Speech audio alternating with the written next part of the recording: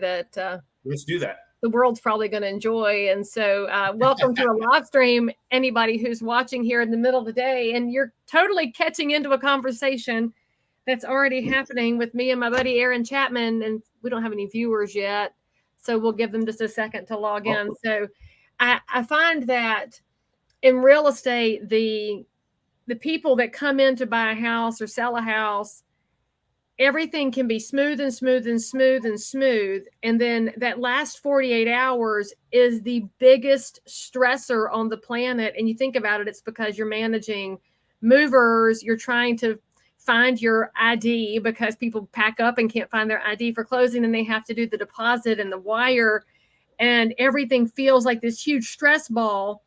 So if my team and I are not on our A game at the very end, then it sours the whole transaction. And I don't know why that's so hard for people to understand. And you, of course, were overhearing the conversation I was having because I didn't have this muted. And the person I had called, I was trying to share feedback because I think that's important. It's also why my husband hates eating out with me, because I love telling managers of restaurants where their staff made missteps. And it's not because I'm playing Karen, although I'm sure all the trolls on the internet will tell me that. But the reality is, if you have made a mistake, somebody has to tell you so that you can correct it. And that's what I was trying to do, was give one of my vendors a chance to correct an error that was perceived by the client.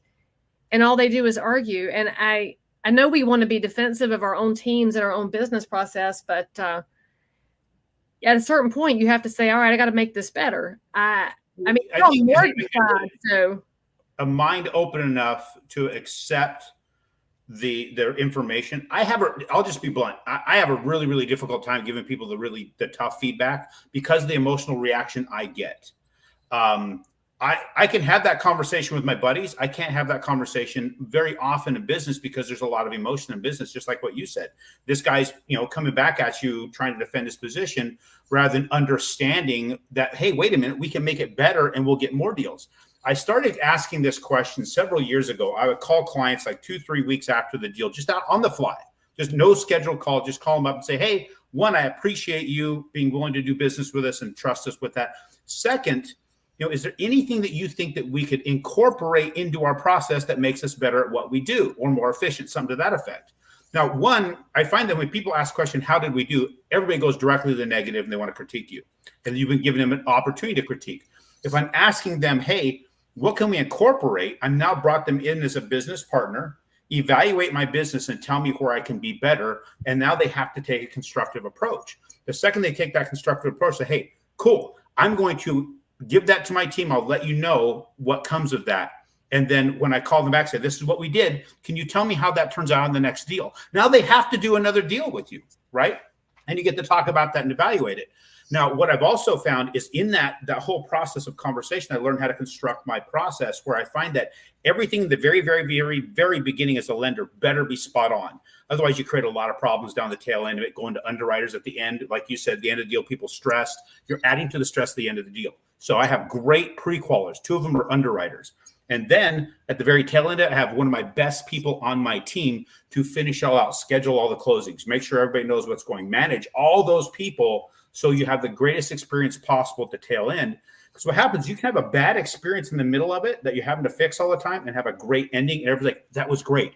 You have an amazing experience up to the tail end. And if it goes to crap at the tail end, that whole deal sucked. And all your energy was for nothing. So you've got to make the beginning and the end to be awesome. The middle can be worked and manipulated. The beginning and the end have to be amazing. Maybe, but I think we overlook that the middle matters to a lot of people, because right now everybody's stress level is so high. They're managing family and work, and God help them, they get on X and start looking at politics, and their stress level gets even higher. So the reality is real estate is so messy. Mortgage is so messy. By its very nature, somebody in the public is willing to borrow an enormous amount of money. So of course it's stressful.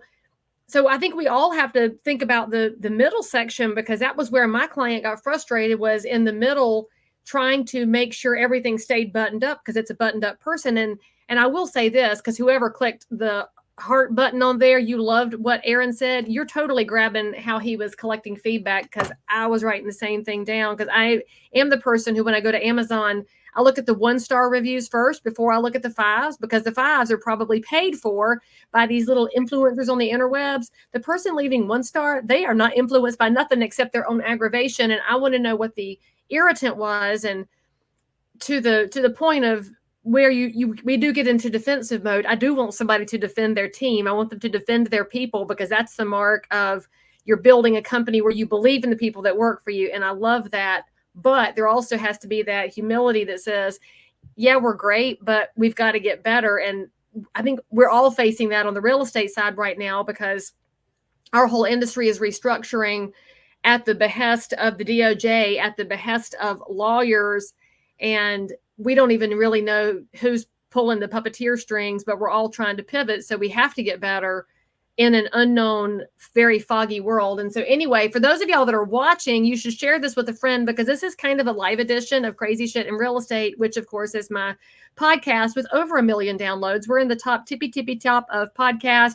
Aaron Chapman's been on my show before, and there are going to be links added in later where you can go watch his episodes, or just go to the Googles. Actually, I don't recommend Google anymore, because they're manipulating the election right now. So I would recommend, I want Elon Musk to come up with a search engine. He said the other day on X he might do that, but I guess you could go to DuckDuckGo, look for Aaron Chapman, look for Crazy Shit in Real Estate, and we'll talk mortgages. But Aaron came on here today for a very specific reason. For those of y'all that are feeling the pinch of inflation, hit me in the comments, give us a like, give us a heart. If you're feeling inflation right now, then you need to be reminded that inflation is caused by adding dollars to the economy. It is caused by overly spending on the behalf of the government. And so when the government makes more dollars, your dollars are worth less. There is a new policy around mortgages, and specific around second mortgages. It's going to feel really good to you as a consumer for just a minute. It's kind of like candy. It feels really good going in until later on you realize you're middle-aged and shouldn't eat full stop candy all the time, because it's just not good for you, because there will be an after effect to what's happening with second mortgages. And so Aaron, because he's a super nerd in mortgage space, and because he's got the information, let's talk about that for a second. So Aaron, let's break it down into layman's terms. What's changing in second mortgage world for all of our viewers and listeners and sharers? Well, what we have now is when your GSE, well, one, first, thank you for the intro. Thank you for letting me back on, and then trusting me with a live stream, because, a lot of people are afraid to turn Aaron Chapman loose on recording, much less live. So it's okay. I'm going to get blocked by certain social platforms anyway, so we may as well just go live and see who we can catch along the way, because this is why we don't have a lot of viewers, because I put Patriot in my screen. That's how you find who your people are, is to really, really sort quickly. And I think that's what you've been able to do. I do it just with my appearance. I sort fast. I sort faster. Right. You probably should explain the beard, though, because people who haven't met you before, then maybe they listened to the audio on the Apple podcast. They never saw the double beard. Can you tell the story of why you chose to have the? So it goes all the way back. I had to take this to junior high, guys. So I'm sitting in my 9th grade science class, and somebody commented to the teacher, like, "Why don't you have a beard?" He goes, "Well, it's really patchy. You won't grow in here, grow in there." I'm like, God, that to me, that was the sign of manhood growing up, is be able to have a big beard. My dad had one. My grandfather could grow one just by thinking about it for 5 minutes. And as I grew up, my right side had this patch that wouldn't fill in, and it was frustrating to me.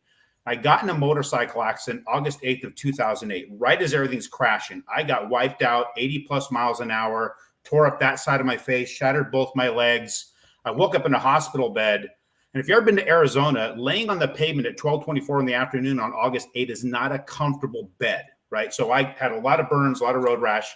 So I woke up to this situation, and I was confined to a wheelchair for a period of time. My memory was wiped, and it would recycle every 4 minutes. The one thing that came out, it was a positive to me, is by tearing up that side of my face, my beard filled in. So I'm like, I can't walk, but I got a beard. So I was happy. So what I decided at that point is I would not trim it till I learned how to walk again. So it got to be about 3 inches long when I first took my first steps. And I left it there, and I kept it that length. Then I go to an event in 2016, and there's a guy walks in who's shaved head like me. He's got a full beard. And he goes, "My beard was longer than yours yesterday." And I said, "Mine was longer yesterday. I trimmed it to come here." I said, "Here's the deal. I won't trim it till I see you again. We'll see whose is longer." Now, I usually saw him at these events every 3 to 6 months. I didn't see that sumbitch for 5 years. 5 years went by and the beard got all the way to my waist. I literally had to do this to buckle my belt. So I contacted him, said, listen, I got a YouTube channel. He goes, yeah, I watch it all the time. I said, do you mind getting it on this Friday? I said, why? I said, because I got to cut this damn beard. It's like, what do you mean?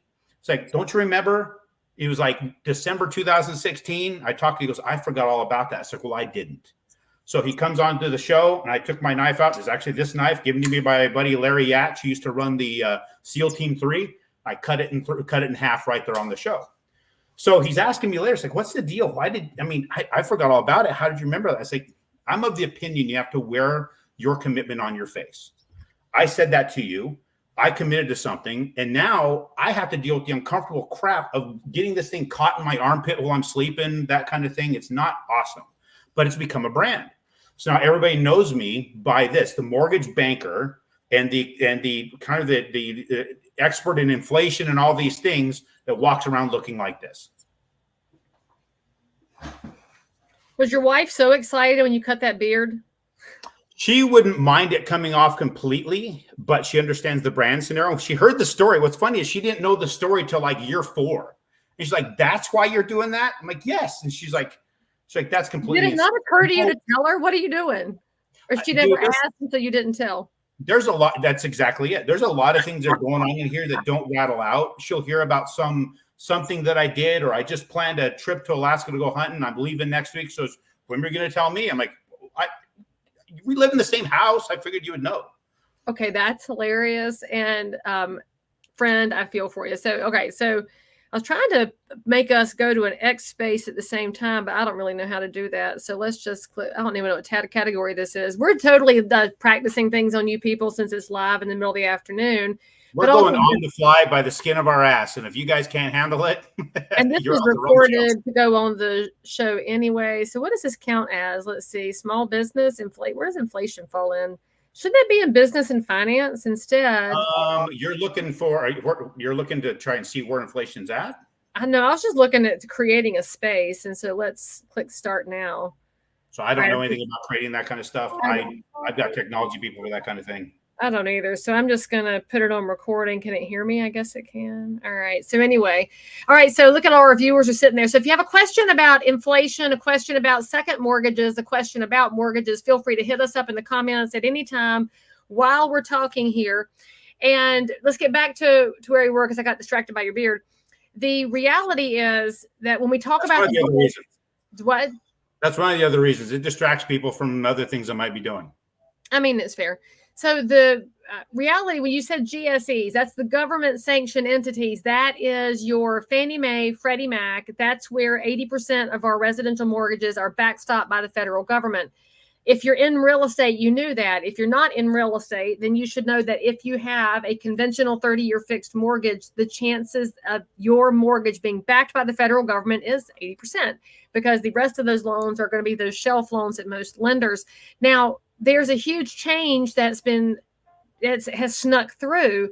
And I really don't think hardly anybody knows about it, Aaron. So let's talk about what's happening with second mortgages, which, by the way, y'all might think of that as your home equity line, your HELOC. That's how most people think about their second mortgage. You're able to tap the equity on your home, which is why the title of this is Should Your House Be an ATM? A lot of people think their house should be an ATM. I would just tell you to be cautious about tipping into your equity all the time. So anyway, tell them about what we're talking about here. So we've got this update from Freddie Mac where they're basically have, as I read, I had to go back into memory, and I did already qualify, guys. I've had 8 concussions, and one of them was pretty darn hard from that one that really messed with my head, getting that back. But as I recall in some of the look up, FHFA and Freddie Mac were working together to create this second mortgage and then have it pretty much guaranteed by the government. The ability of people to tap in to the equity in their home and not have to affect that lower interest rate that they got in 2020 to 2022-ish, more like 2021. Started falling off in October 2021 when things started to change with quantitative tightening. Well, because of that, people have kind of gotten locked. They got handcuffed into their home. It's actually affecting our inventory that people have these low interest rates. And now because of those low interest rates, we've seen properties values go up like what, 50%, Lee? Is that what it is? It depends on what market you're in, because of course, Aaron is in Texas, New Mexico, Arizona, the Southwest. I'm in 30 markets, the Southwest, South, and the Midwest. So I do 30 different markets. And I'm in North Carolina, South Carolina. So every market's different. Of course, we have a net increase of population in North Carolina, a net increase of jobs, whereas you have a net decrease in places like California, New York, Illinois, as people are doing what we call economic refugee moves. They are leaving the high expensive states. And so the property values are different based on your market. Always call your local realtor. Apps are not your best friend when it comes to valuation. So when you look at those numbers, Aaron, you're exactly right. That's why our inventory is low to a large extent, because somebody says, man, I'd rather downsize. I'd like to go to the beach, but my house that I'm in has this much equity and my mortgage is at 3%. So if I sell, I literally had this conversation last night in the cul-de-sac where I was working on a flip house. And the guy said, we'd like to move, but what can we get for our money? And I said, baby, the house you get is going to be less than what you have because there's no inventory. So the prices are high. And his goal was to take out the cash and pay cash for the next house so as not to have a mortgage. But for him to go down in price point, he's going to go way down in quality of property, which is not a situation we used to have in the past. But we have this situation where if somebody has $500,000 in equity in their home, which is entirely possible for a normal person who paid $200,000 in 1999, their house could have gone up to $750,000, $800,000. Now they have this huge bucket of equity. And when inflation is high, people need to tap their dollars. So what's happening with second mortgages? So now you've got the collaboration between the Federal Housing Finance Agency and Freddie Mac coming together. So you have Freddie and Freddie. Freddie is the one that's not as commonly talked about. So the FHA announced in June 21st of this year that they're going to go ahead and conditionally approve Freddie to purchase second mortgages with certain limitations, right? Maximum volume in purchases. So they can only do, I think, like $2.5 billion in total just to kind of test this out. They have a maximum loan amount of about $78,277. They have to have a minimum seasoning period on their house, own that home for 24 months, but it's only eligible on primary residences. It's not going to be eligible on secondaries or investment properties at this point. Whether I believe they'll do that, I don't think so. It's hard to get an equity line on an investment property right now in any form. They're available, but they're really tough to get. So what this does, my personal, now we're going into opinion. These are the facts. They've allowed that to happen. Opinion, I think it's a very risky thing for them to do, number one. Number two, I think it's also going to be potentially limiting the amount of capital that they have if they expand this out, because there's so many people that might borrow on it. If this is a successful pilot, that's also going to limit what capital Fannie and Freddie have the capability, or at least Freddie, to invest into first mortgages, right? So it's going to affect potentially interest rates, because what's interest rate driven by? Supply and demand of money. So if their supply capability is now shrunk because it's over here, now this is just a guess, it may impact how those mortgages are on the front. The other thing is just the average consumer, a person thinking, okay, I'm going to tap into the equity of my home, and then I'm going to take that. I don't mind, or I don't discourage a person from tapping the equity. What are you going to do with it? I finance investment property across the United States. The Carolinas, quite a bit going on in North Carolina right now, that we're helping investors invest in properties to buy and hold and have a piece of the United States before it's all taken by the hedge funds. That type of thing, if you're able to use that and reuse it in the correct manner, I'm all for it, especially if you've got something probably really cheaply backed by the government. It's always going to be fairly cheaper than going to the open market. But at the same time, there's a lot of risk if you take that money and do something stupid. If you end up with a new boat and a Denali in your driveway just because you're a baller now, there's a problem. Okay, so let's back that up for a second, because what the public should know that you might not know, that second mortgage / home equity line / HELOC, that has never been backed by Fannie and Freddie before. That was a risk that your lender took to let you tap your equity, thinking about the value of the property and what the underlying collateral looks like. So if your house is worth $500,000 and you owe $200,000 on your first mortgage, of course they're willing to give you a loan on that remaining equity, because they feel like if you stop making the payments, there's a good chance everybody's going to get repaid. That second mortgage, that home equity line, has always been a higher interest rate than your first mortgage, because in the event of foreclosure, the first mortgage gets paid first because it's in first position. The second mortgage, whether or not it gets paid, depends on the value of the property and depends on what your scenario looks like. So there is a higher risk. What's happening right now is that if the government backs the second mortgage, they're back in the secondary position. That is, in essence, putting more money into the economy. Anytime the government puts backing on something, that is an inflationary action because they are guaranteeing dollars and nobody has guaranteed before.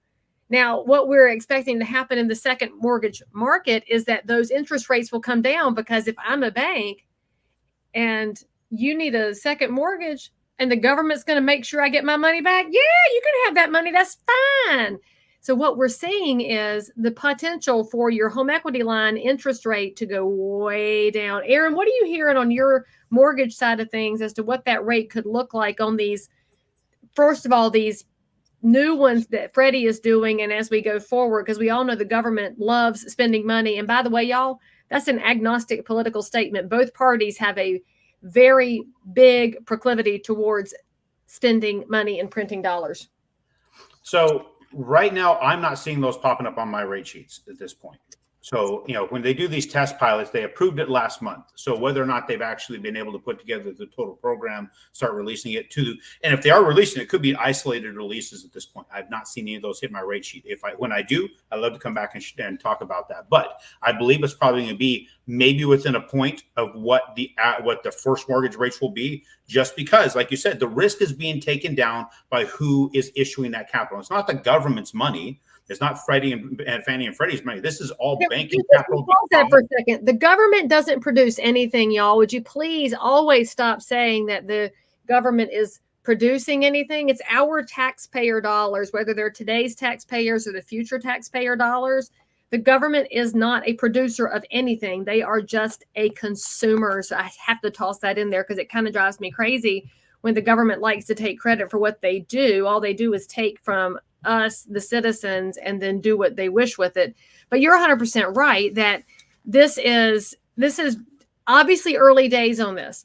So here's what I want y'all to consider. If you are a homeowner, it is tempting to take out that home equity line. Now, you might be the person who says, I want to take it and invest it in something else. I want to take the dollars that I'm paying 5% interest on and go make 7% interest. You're always in a risk reward ratio there. My question is this: these home equity lines that are going to be backed by Fannie and Freddie, they go with your primary residence, which is what you just said. They won't apply to investment properties and second homes.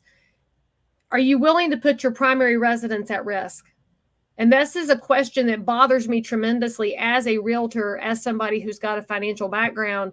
It worries me tremendously when people take out home equity lines and go spend them, even if it's on another investment property or on a Denali or a boat or anything at all, because in the event that you lose your job and can't make a payment on your house, or that investment goes sideways, the place where you raise your kids and come home at night is now at risk. And I don't know that enough people think their way through the what if when you have to start paying back the debts that you take out, because all these are still debts. Even if they sound easier because they're backed by the government, it's still debt.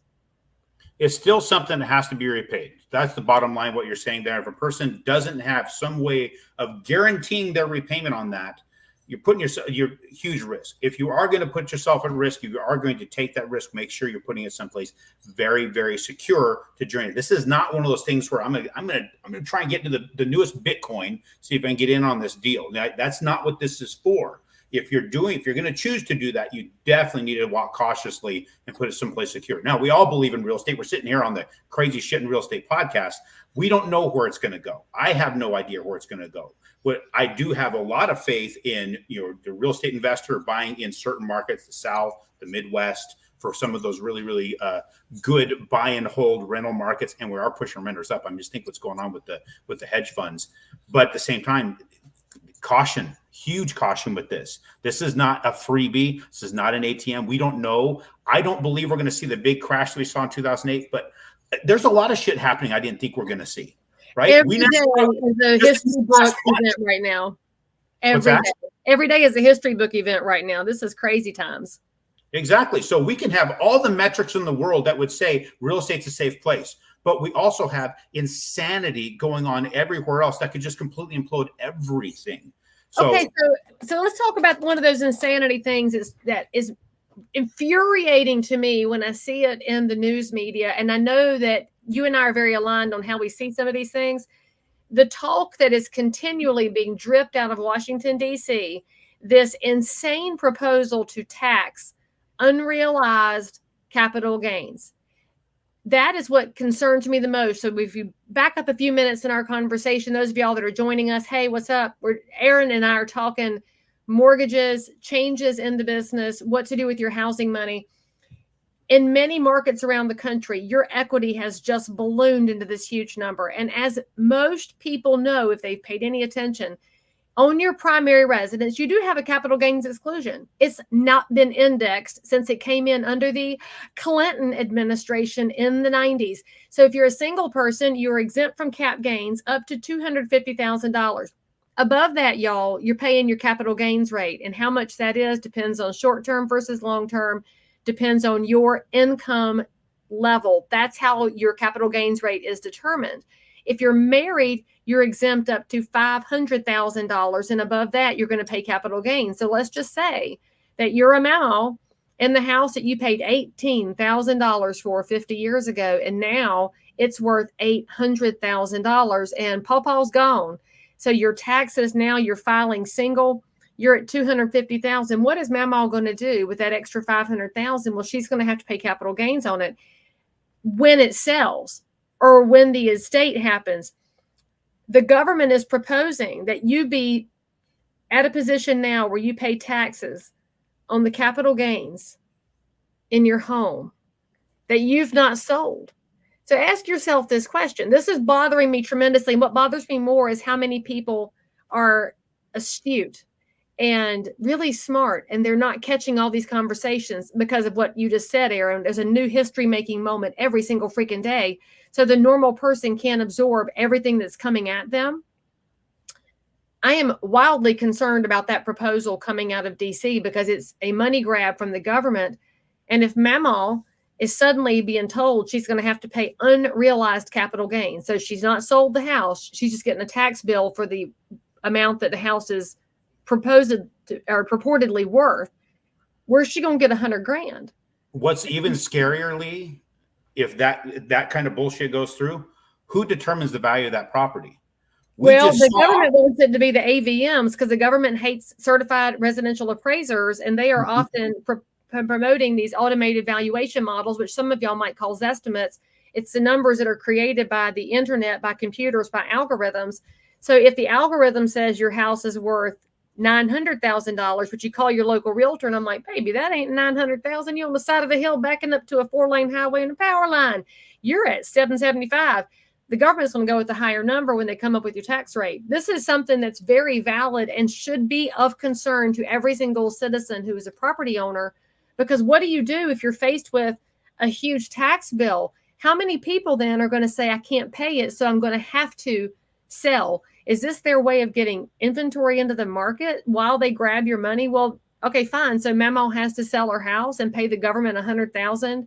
Where's she going to go? We still don't have inventory. It is this very bad situation where the snake is eating its tail. And I really don't know what we do to stop bad policies like that, because as a member of the public, how do I get it to stop? Let me stop there. Is the snake eating its tail, though? Can you think about that when you've got them forcing people, hey, I got to pay this tax bill, so I got to offload this house, and I can go live with the remainder of that in a nursing home or something. Who's picking that house up? We've got massive corporations right now that have under management. Only 2 countries have a bigger GDP than these corporations have as far as what they have under management, and they are buying up real estate like crazy. They're literally taking. Last year, in 2023, it's 44% of the single families were purchased by Vanguard, State Street, and BlackRock. Now, it's been said that they could hold or have control of 60% of the single families in the rental space by 2030. Well, if we now have this as a proposal, somebody in the background there is pushing for this. So look at this. You guys put this through. You guys will make more money in the government. You can do more crazy shit. And then we will be able to take over the real estate. It's literally walking hand in hand when you start looking at it from peeling back a couple different layers. So what you're proposing here is people have to open their eyes up and see everything that's happening. It's impossible to see it when you have all these weapons of mass distraction constantly aimed at you, getting your attention, the craziness going on between two parties, when in reality, a lot of both those parties are working together in the background just to create bullshit to make sure that you don't have anything and you'll be happy. I mean, what you should do if you're hearing this and you're thinking for the first time, wait a minute, I hadn't heard anything about this. Here's what I want you to do. Look up unrealized capital gains on somewhere like X and see what the conversations are. So get yourself educated and know you're not going to find this in your mainstream news sources because they have other things they want you to click on. This is a proposal that keeps coming back up. It came up again in the budget talks this year, and it's continually coming back. And I don't care what party you're in, y'all. You need to reach out to your elected officials in DC and say, whenever you hear this phrase, I want you to fight it, because in my real estate market, my neighbors can't afford to pay a giant tax bill just because their house went up in value. And you should also tell them they should be paying attention to the amount of real estate that the hedge funds are buying, because I don't like it.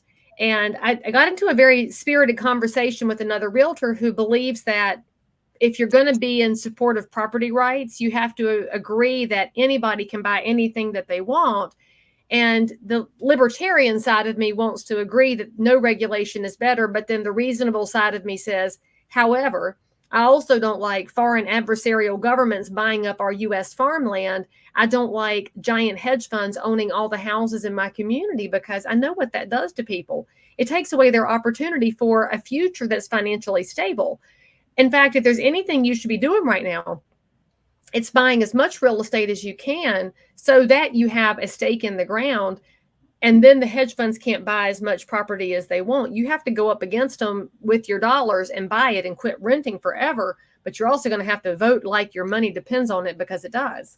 Well, and it's not so much that you have a stake in the ground, but your kids and your grandkids have a stake in the ground. We have a family trust that I had to create because I didn't come from trust. I came from the mines and cattle ranching and heavy equipment operating, that kind of stuff. I got into this industry where you were utilizing whole life policies as a family. We come together on a monthly basis, analyze the family assets. Everybody lives in a trust home. My children that get married, we buy one, they rent back from the trust because it's going to be theirs anyway, right? They're going to be beneficiaries.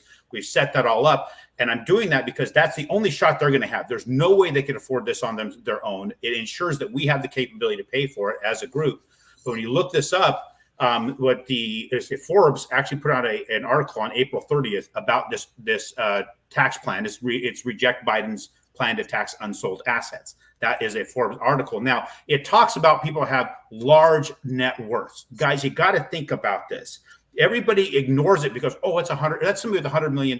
I'll never have $100 million. Well, the problem of it is it starts someplace where it's docile and the masses don't think it affects them, and it continues to evolve. Look at Venezuela right now. You can vote yourself into that particular situation. You got to shoot your way back out.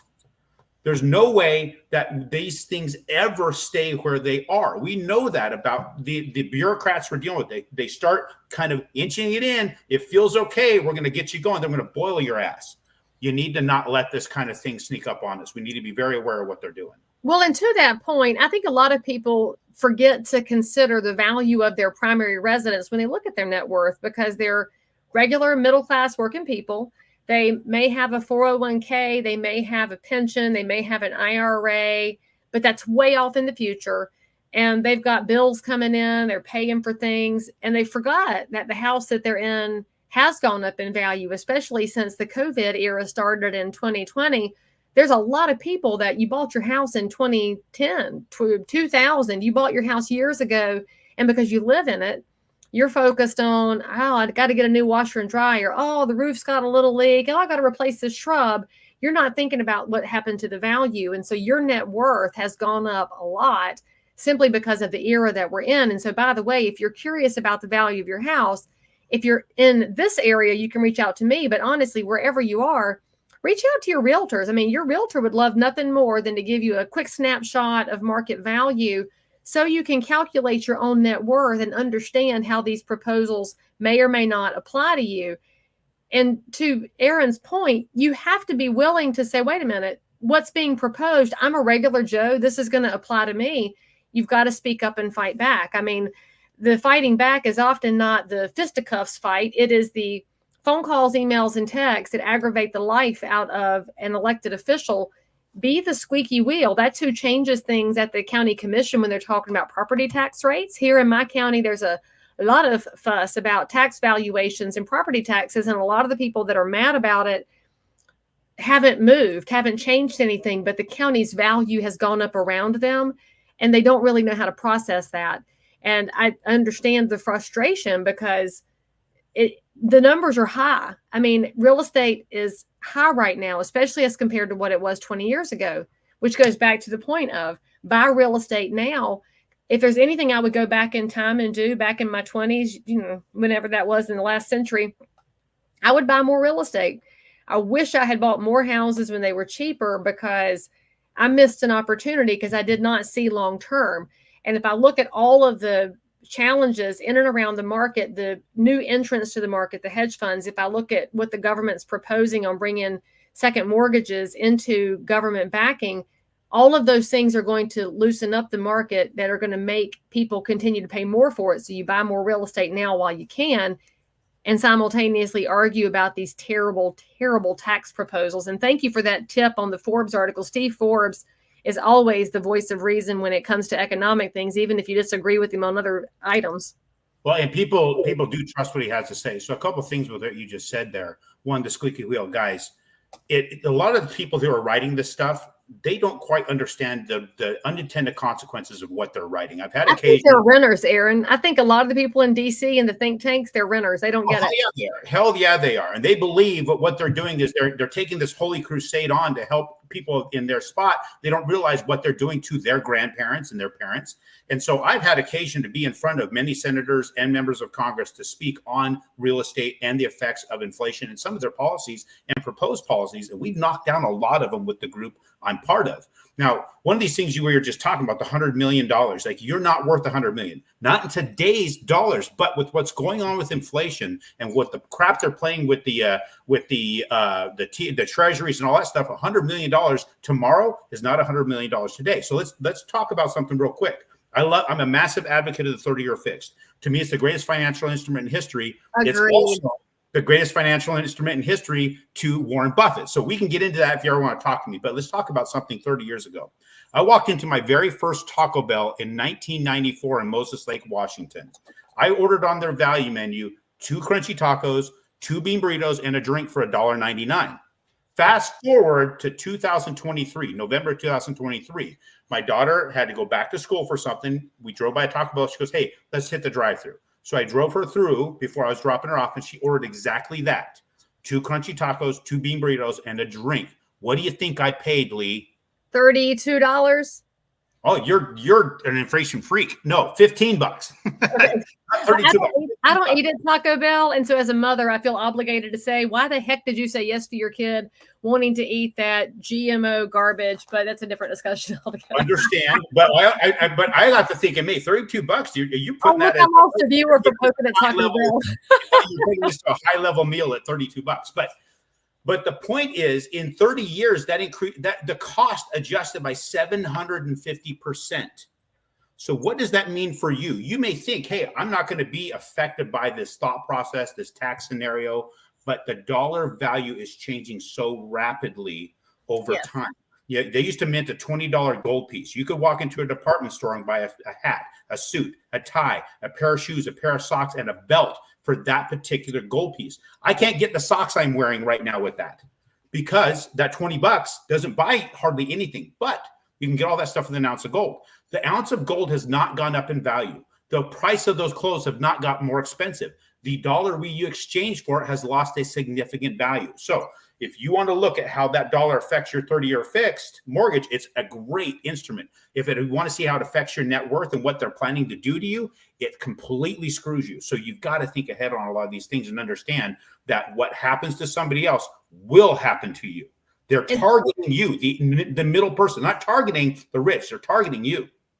Well, the rich know how to work the loopholes to get around this, which is why they offshore so much money. The average American citizen doesn't offshore their savings, your savings is your house. And that's why your realtor is always going to encourage you to think about your house as a long-term strategy. This is a house that you stay in. And some people on the internet like to call it forced savings. I'm okay with forced savings, because if your savings instrument is a place where you live, that's a win-win-win for everybody. And to backstop on the mention of gold, really good investment, by the way. Silver might even be better right now.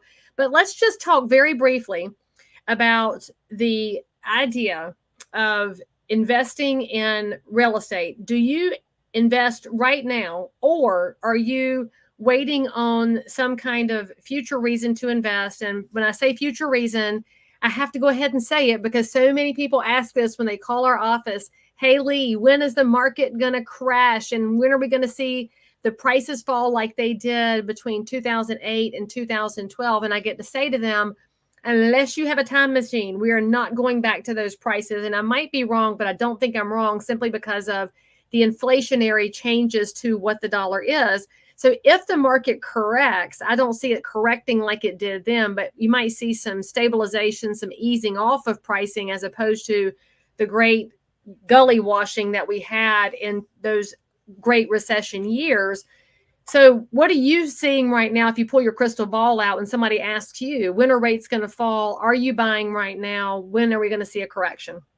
So as far as my crystal ball, I got to shine that son bitch all the time, and I still can't see through it. So you know why, though? The Bible says not to rely on fortune tellers, tarots, and crystal balls. and that's probably why it's not working, because I can't tell any fortune to save my life.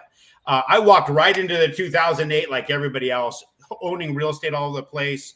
When I came awake from that accident, everything was obliterated. I was worth $4 million going in, a negative net worth of $1.5 million when I came out, with a 460 credit score and a memory that recycled every 3 to 4 minutes. So start over in that type of world. You get to pay attention to what's happening.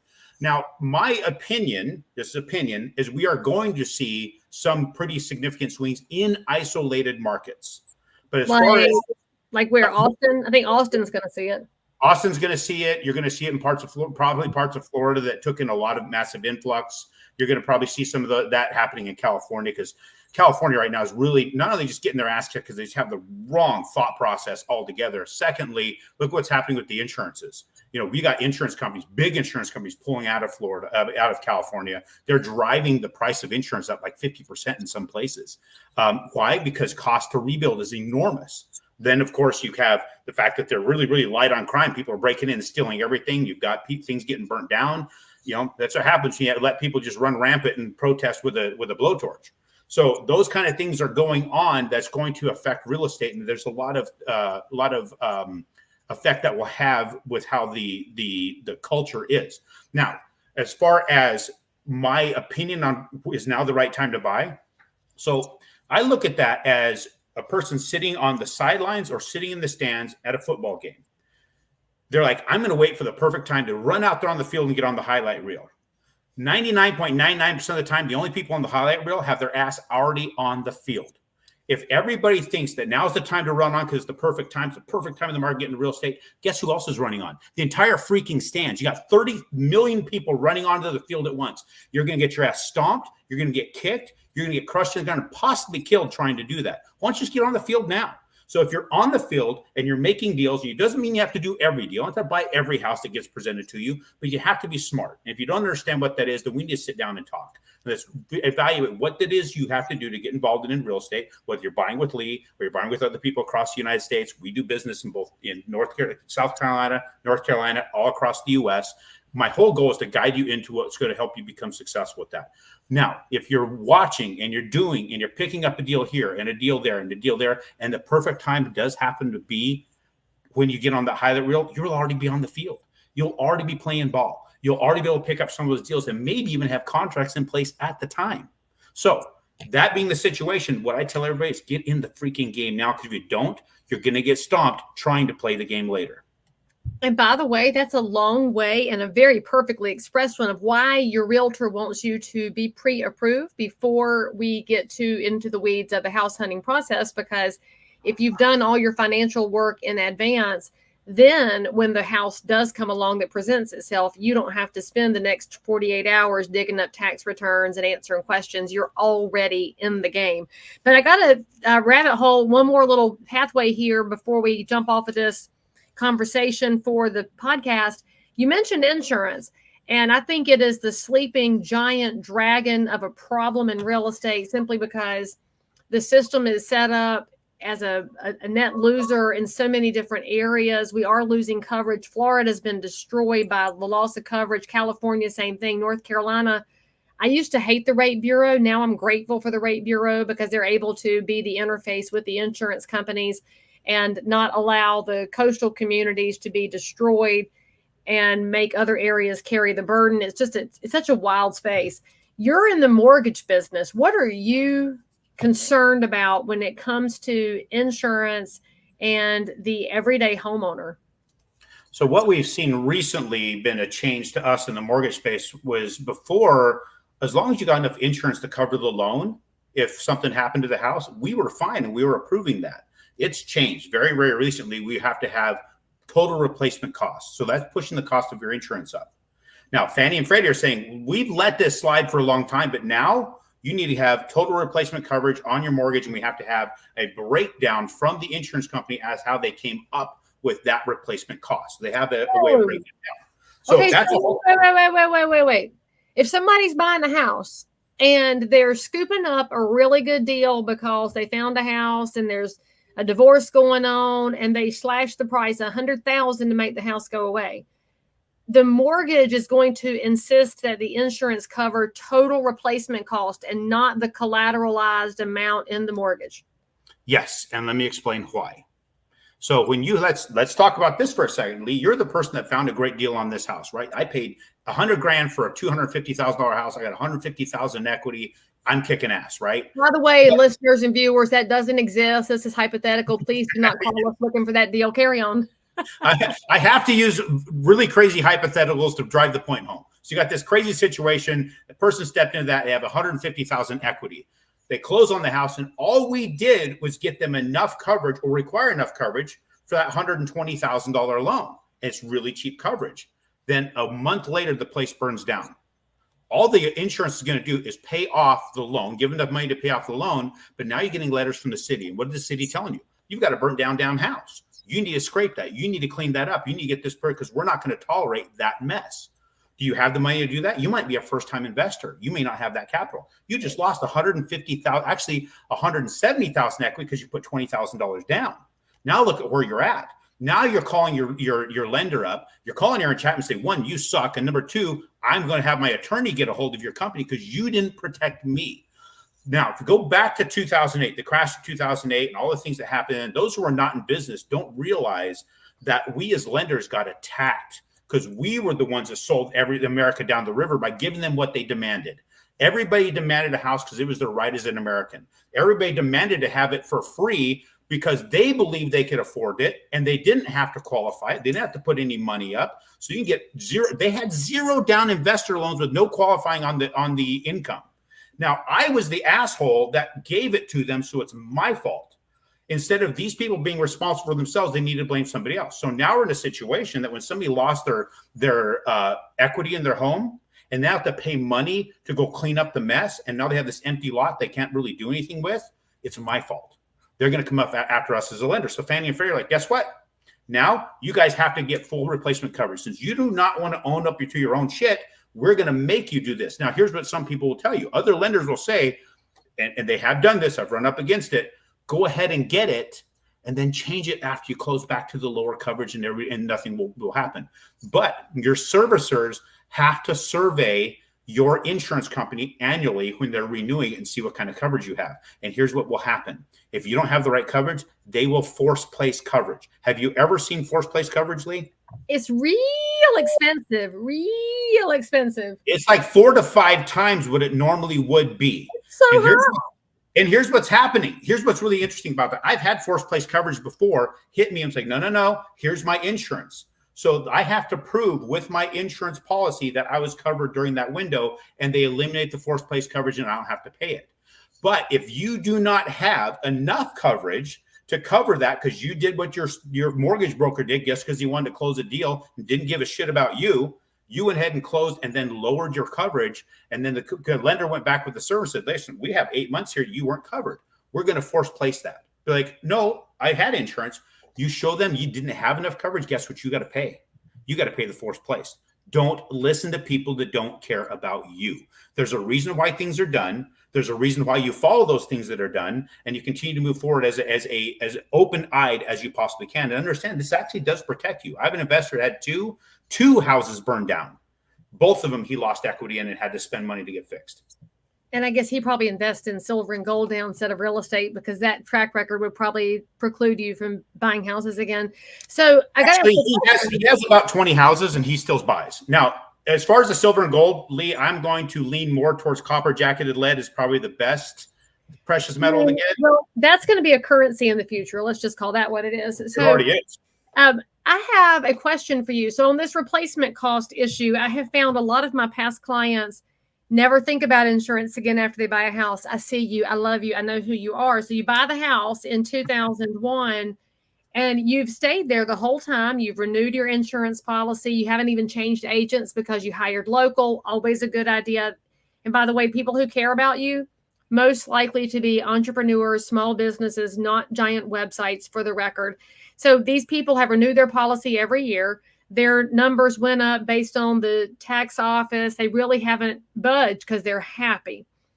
Their value on their insurance is nowhere near total replacement cost. We do put into our communications, please make sure your replacement cost is appropriate with your insurance company, but that does change the bill. So back to our conversation about second mortgages, because that was our main focus here. When somebody looks to get a second mortgage, home equity line, HELOC, along with that, because the bank wants to know if we're making a secondary investment in this house, is the value there? Is it possible that that first mortgage is going to have a different valuation required for insurance and the payment's going to go up by calling for that second mortgage? It is potential. I mean, well, because the escrow amounts impact payments, and I find that a lot of people never think about the impact on escrows because they're thinking about the interest rate. And friends, I've said it over and over. When you're calculating your payment, it's PITI plus. It's principal, interest. That's what a website will give you. Taxes, it depends on where you live and depends on the value, and it's going up in most areas. Insurance, we're talking about it right now. It's going up. That's your payment. I always say budget in a plus because the T and the I are going to go up. The 30-year fix holds your P and the I down, but the T and the I, they are a big question mark right now. And I do worry, just like you do, Aaron, I worry about people being able to stay in their homes. And this is one of the reasons realtors are important, no matter what the mainstream media tells you, that you don't need somebody to help you buy a house. Yeah, you might be able to find it online, but who's going to help you stay in it? It's your local realtor. Agreed.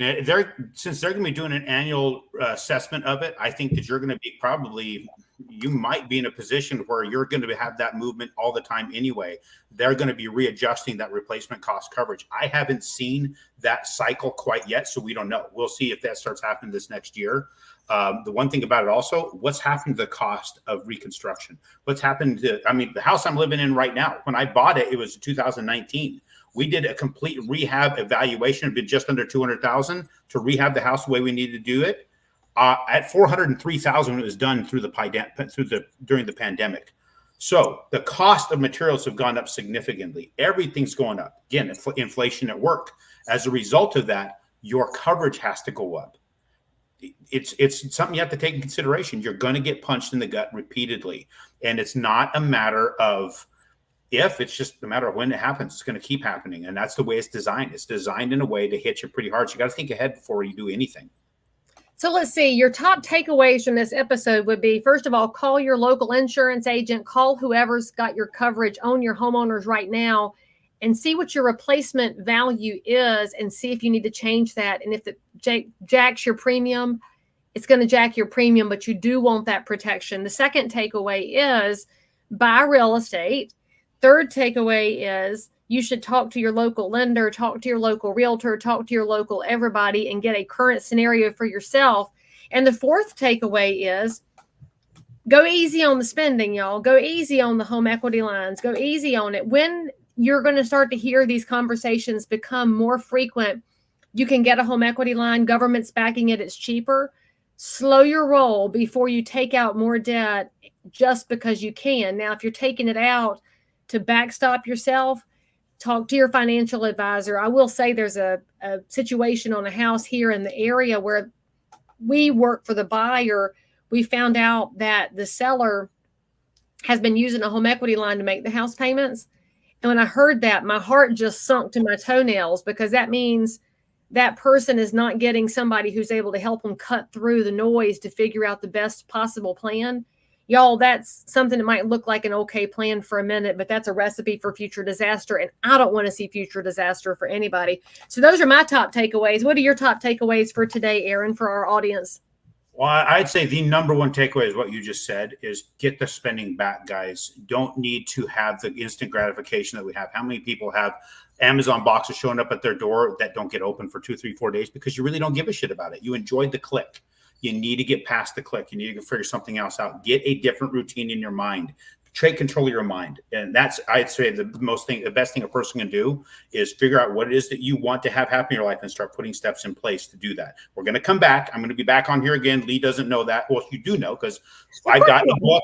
I got a book. I got to get pushed. I got to get people in on this thing. I know. And it's really good, y'all, because I got to see the preview and I have to finish writing my little sentence about how it's a really good book. So you're going to be excited to read it. And now that you've met Aaron, you're going to be able to read it and hear his voice talking to you while you read it. And that's the whole point behind it, is to help you guys figure out what you want and to focus on that and get away from this stuff. We have been programmed to be somebody else's slave financially. We need to stop it. We need to focus on, that's my whole goal behind this. We're going to come back and talk about it right before the launch. I'm still waiting on the launch. I got artwork like crazy getting done on it. Let's just say it's the most expensive business card I've ever seen. But it's a legacy. Books are a legacy. And of course, I keep mine around because it makes me happy to know I did get something tangible done with at some point in my life. And with you writing a recommendation in it, I need to know what picture you want my artist to put you in. We're going to immortalize you in the book. My artist will do a painting of Lee inside there where you write your recommendation. Okay. So they should take whatever version of me they found and tighten this up and fix this. This just kidding. I like how I look. I don't need the I mean, you are a realtor. You can send me your picture from high school. You know what? I still have a phone on my desk with the cord. I could include this old realtor headshot with the phone with the cord. I wouldn't mind going back to the rotary phone, because that means people can't just get me anytime they want. Amen. But actually, you want to have some fun in your life, try to get your kids to dial a rotary phone and get the number to work. They have no idea how it worked. And for those of y'all that are watching this, you're a millennial or Zoomer, go to a museum sometime, figure out how to dial a rotary phone, and you'll appreciate how easy you have it. Aaron, thank you so much for coming on to travel in 1,000 directions with me as we hopefully help people think their way through their decisions, slow down a little bit so that you can make more good decisions about your real estate without driving yourself into a place that's not sustainable, because we want you to make sustainable decisions. And if you're in real estate, make sure that you're talking to your clients about these topics. Don't let yourself get distracted by the lawsuits and the headlines. Do what you've always done. Bring the great value. And for more episodes like this, now that you've seen a live conversation, you need to tune in to Crazy Shit in Real Estate. It's on all your normal podcast platforms and on YouTube and Rumble, where we don't get censored. Aaron, thank you so much for coming on the show. All of Aaron's contact information will be in the show notes for this episode. But before you jump off of here, give them a quick website, because on the live streams, they might need to jot it down. Just go to aaronchapman.com. If you can't find that, Google or DuckDuckGo Aaron Chapman. I'm the only bearded redneck lender out there. And one day I'll bring him around to liking Husqvarna better than Steel. And that's where we'll end this episode. Thanks for showing up, guys, and we'll see you around.